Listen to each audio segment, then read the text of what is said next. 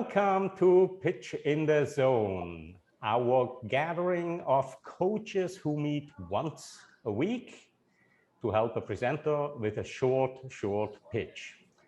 Our coaches include Nathan Gold, hailing from San Francisco. His focus is high-stakes presentations.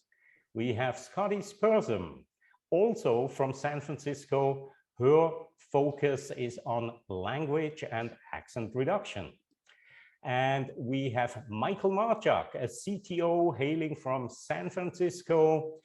We have Massimo Peroncelli joining us from Thailand. Massimo is an entrepreneur with a strong focus on the startup world as well. He will double as a timer. So for our presenter today, if you want to keep an eye on Massimo's screen, you'll see the countdown timer counting down. And we have Rick Pollack joining us from Massachusetts, a communication skills trainer with always great feedback for our presenter. And that presenter today is John Adrian. John is a co-founder of bluepoint2. John, welcome to Pitch in the Zone. Thanks for having me. Before we start, so we can put on the appropriate hat, what would be your audience for this kind of pitch? Yeah, so the audience is going to be typically a business owner, or for some of the larger organizations, some type of officer that works for health specialty centers. So for like ophthalmology, for imaging centers, dermatologists, just some of those smaller or different specialty healthcare settings. Cool. I always wanted to play a doctor in real life. So, okay. So we take the hat of customers, put on those hats. And John, whenever you're ready, do you share slides, or are you just gonna? I want to share a screen for a short video. Please do. And that's about it. Yep. Set yourself up, and once you're ready, just start. Massimo will start the timer as soon as you are starting to talk. So take a deep breath, and we'll see you again in 3 minutes on the other side of your pitch. All right, sounds good.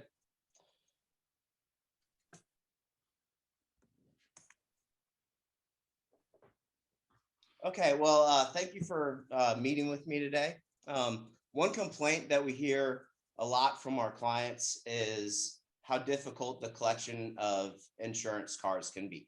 Gathering that information, it's both a very manual process, and on top of that, it is a very inefficient process for most of our clients. And I'm assuming it's the same with your organization. It's manual with your staff having to use their own time to make phone calls, and it's inefficient because those phone calls don't always get answered. Sometimes you have to have multiple phone calls. You have to call back. So it's manual and very inefficient. So that's a bad combination, but not anymore. With our solution, NaviPal, what we've done is that we've made insurance card collection simple. And what we do is we start out with a text message that we send the patient. So we send this text message to a patient, and you can see that they click on a link. And once they click on a link, it takes them to a secure website that we have.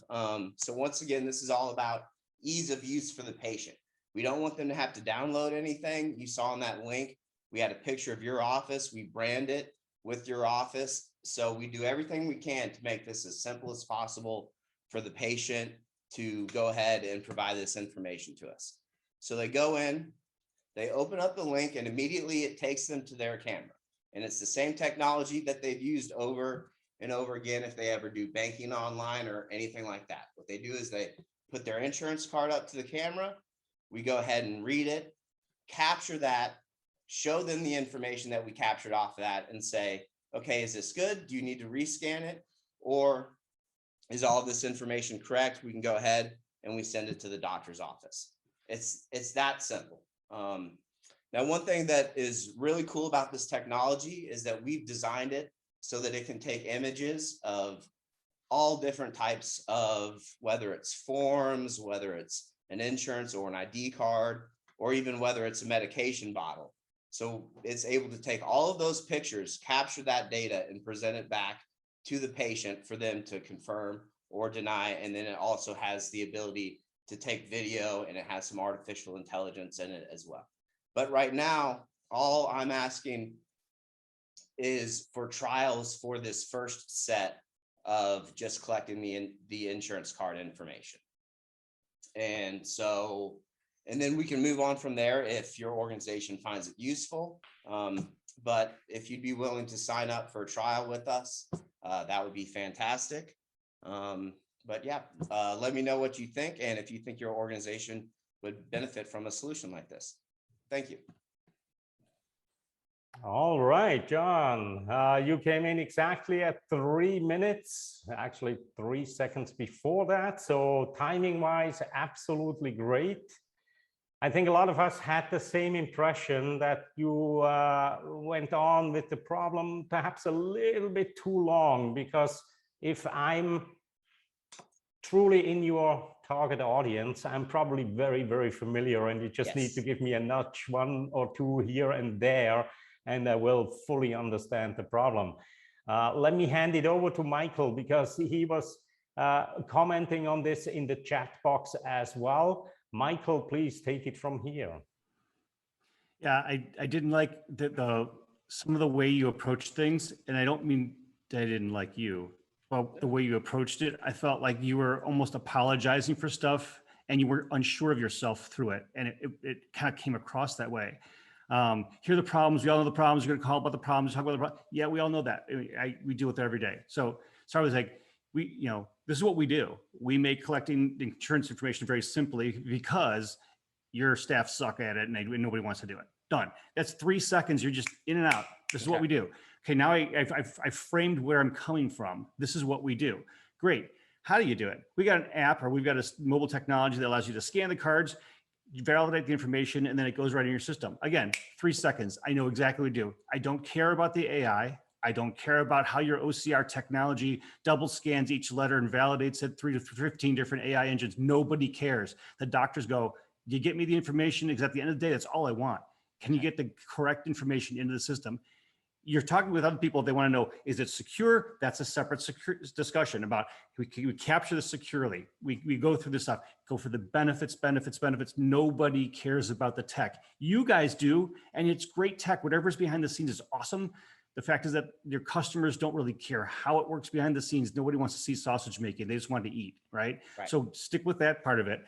And the last part of it too, when you started talking about, your close, I thought was exceptionally weak, which was, if you guys feel like this is useful and you might want to work with us, please tell us. No. You got to stick with it. Go hard. Say, this is something you guys need. We want you to sign up to try this with us now. Who can we talk to get this going? Done.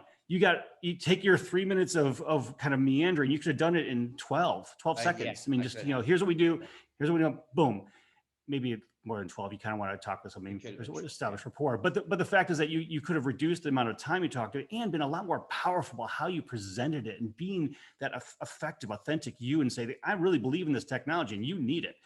At the end of the day, I didn't feel coming for you. I didn't feel like that's how you felt about it. So anyway, that's my 2 cents. Awesome feedback, Michael. Tell us how you think. And did you have your coffee already this morning? I did. I'm all good. Extra strong. No, but really valuable feedback. Absolutely in line with my thinking, and I'm sure with other people on here as well. Let me move on to Massimo. Massimo, what was your impression? If you were a doctor, would you want to move on, or what? Well, yeah. I don't want to repeat it. The conclusion was pretty weak. You were just, asking, please, if you need us. But if I just made you lose time, sorry, I'll go away. You look really like, a salesperson must be stronger than that for sure. Okay. Then I think one thing that last time Liederman said was basically doctors are leaving a lot of money on the table. You didn't mention the money problem, not even once, I think. So you said that they're losing time, which is fine, but money is one of the 3 or 4 most important things that drive people. So if you tell them you can give them back time and money, well, it's even more interesting. So mention money.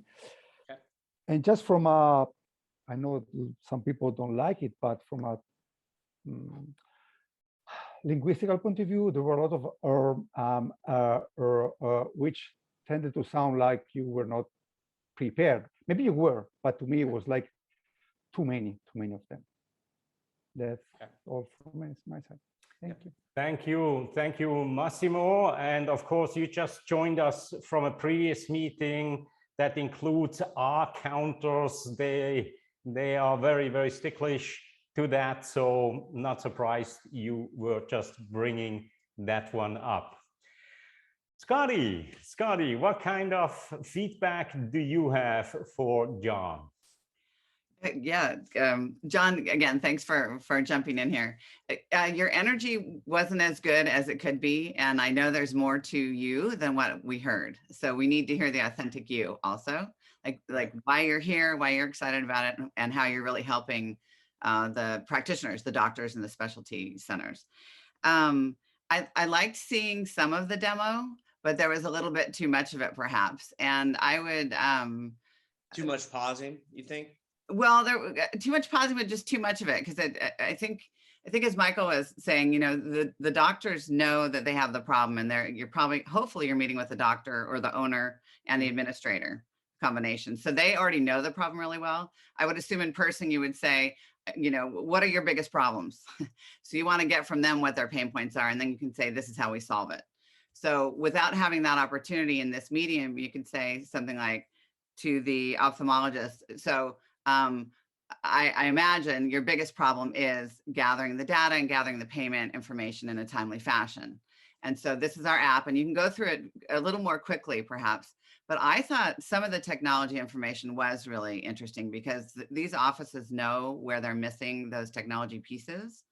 And if you know that your platform is stronger than someone else's platform, you know, you want to call that out. And it seems to me my doctor's offices are each using their own programs, because I have to fill out something completely different for each one of them along COVID, prescriptions, health data, and payment information.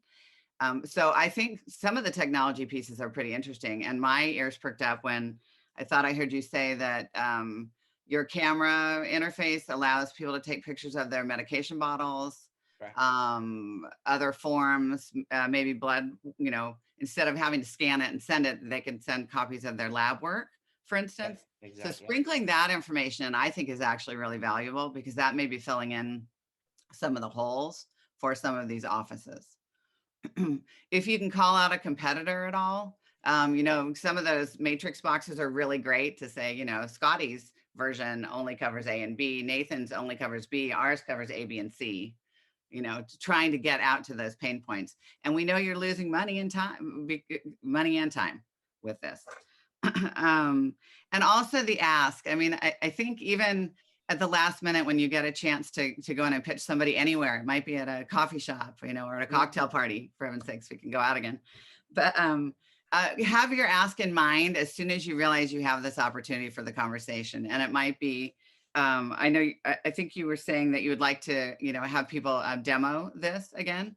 I thought last week, though, Lederman had said that you can't do that anymore because you've gotten so much demand, or you're not after that. So whether there's an opportunity to say, you know, we may be looking for demo partners in the future, so we'd like to line you up. Right now, we've had a huge demand, and we've already signed up 5 specialty offices here, or, you know, some of your competitors. So you know, would you like to talk further about getting you on that list when we demo, or, you know, trying out a new beta version, something like that, whatever your ask is, have something like that in mind. And with more energy, because even earlier we heard you in the conversation, and once you got into the pitch, it was like, I just felt like the energy waned. Okay, yeah. Thank you. Absolutely. Great feedback, as usually, right on target there. And I agree with the slides, or with the video back there. There were some screens that were on display for a fairly long time, like your splash screen, where that one was just sitting there, and I was like, is something gonna happen? Is something gonna happen? So definitely have a look at that as well. Nathan. Yes, sir. Thank you, John. You're such a delightful person. And I cannot imagine how many people I would have had to call to get somebody to say yes with less than 12 hours notice to come up and do something like you just did. So for everybody on the line, you need to know that bluepoint2 has kind of pivoted, not kind of, they've pivoted in the last few weeks. So all of their messaging and all of their words coming out of their mouth are kind of like a little bit jumbled in a way because they're redoing their narrative. So John, thank you, and Lederman for giving him the opportunity to come in here and not just have you do it, but have him do it so you can hear, you know, from another point of view, especially now that you're working through the new narrative. All right, so the new narrative, the opening is one question or one validation with the person you're on the line with. Should I assume that, or just the word assume is not a good one, but does your office have this problem? And if you do, then great, we should continue talking. If not, then hang up. I mean, you can get them hooked with one question or one statement in the beginning. Generally, I would go with a question, unless you already know the answer is yes. Then you can validate it by just saying, I was talking to Dr. Jane last week, and she told me that your office is struggling with blah, blah, and blah, blah. So that's why we're here. Let me show you what we can do about that. Demo, demo, demo, demo, demo, but not just feature, feature, feature. We need to know the feature and the benefit. It's that combination must go together. And you only need 2 or 3. I mean, one might be enough. I mean, when they see how you scan that card and how quickly that went up, unless they think it's smoke and mirrors, which they won't, because we do it with checks. These days, a lot of people deposit their checks that way. So it's not unbelievable. And that might be all you need. If somebody jumps in and says, wow, is that all it takes? Yep, that's all it takes. Would you like to set up a time for a pilot or further discussion? Yep, okay, great. Just go for the close. That's all you need to do. Once they're hooked, once they're ready, stop selling, go for the close. We have 3 ways you can go now. You can either go with a pilot, you can buy a license, or blah, blah, you know, whatever those choices are, and just slowly go in to what you want them to do next. It's not about well, you get it. Okay. Right. Yeah, I'm hearing a lot of just, you need to go for the close. You need to figure out what the close is and go for it. Right. And that's generally in sales. What do you want the next step to be? And you work backwards from there and do everything you can to get to that next step, or be open to whatever the next steps could be that might come up during the process of persuading that company to take you on as a solution provider. This shouldn't be hard for them to say yes. And if you make it a little scarce, like I forget who was saying it, but maybe, but it doesn't matter. Make it a little scarce and say, we have 5 openings this week, or 2 openings, 2 more openings this week. You know, keep it real, like put a list up on the board. You have 5 openings so that you don't have to lie to anybody. But just if we can handle 5 this week. And then most everybody else has talked about the close and that sort of thing. But feature, benefit. The benefit is like, what's the impact? What's the results? What does it mean to them as a business when they can get this done from the patient's home before they even show up, kind of thing? And then they just show up and blah, blah. So you paint that future in a way that gives them that feeling of, oh my goodness, that could change the way we blah, get them starting to jump to good conclusions. Okay. All right. So I'll stop there. I know we're going to work together a little bit more and over the coming weeks. So let's leave the rest of the time for the other good people on the line. But thank you for coming in. Like, really, thank you. That took cojones. Excuse me, but that took courage. That took courage. There we go. Thank you. Thank you, Nathan. As always, such valuable feedback. And I couldn't agree more about the feature and benefit kind of thing. And here is my tip to you, John, is to make a list of all the features, every single feature. And then for each of the features, ask yourself, as Nathan just said, what does that feature mean? The example that I have been using now for a long time is when Steve Jobs introduced the iPod. He could have stood up on stage and said, today we are announcing a new portable device that's only 6.5 ounces, is the size of a sardine can, and it has 5 gigabytes of storage, and it has lightning fast transfer speed. These are all features. But then ask yourself for each one of these features, well, what does that mean? The size of a sardine can, 6.5 ounces. What does that mean? That means I can put it in my pocket. What does 5 gigabytes mean?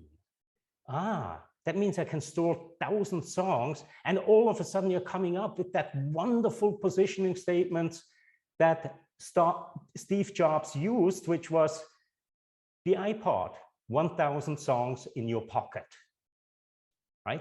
So if you are going through your list of features and for each one of them, ask yourself, what does it mean? Write that down, write that down. All of a sudden, a positioning statement will stare you in the eyes and you go like, wow, this is absolutely brilliant how we can now explain what we are doing in just one sentence, perhaps with a metaphor or a simile.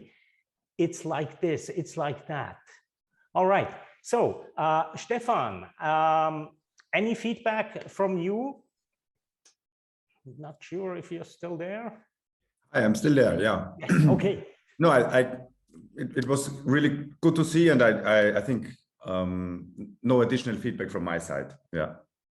Okay. So that leaves Liederman, and of course, Liederman has now watched this probably with a totally different set of eyes than all of us. I'm very, very curious. What is your impression here, Liederman?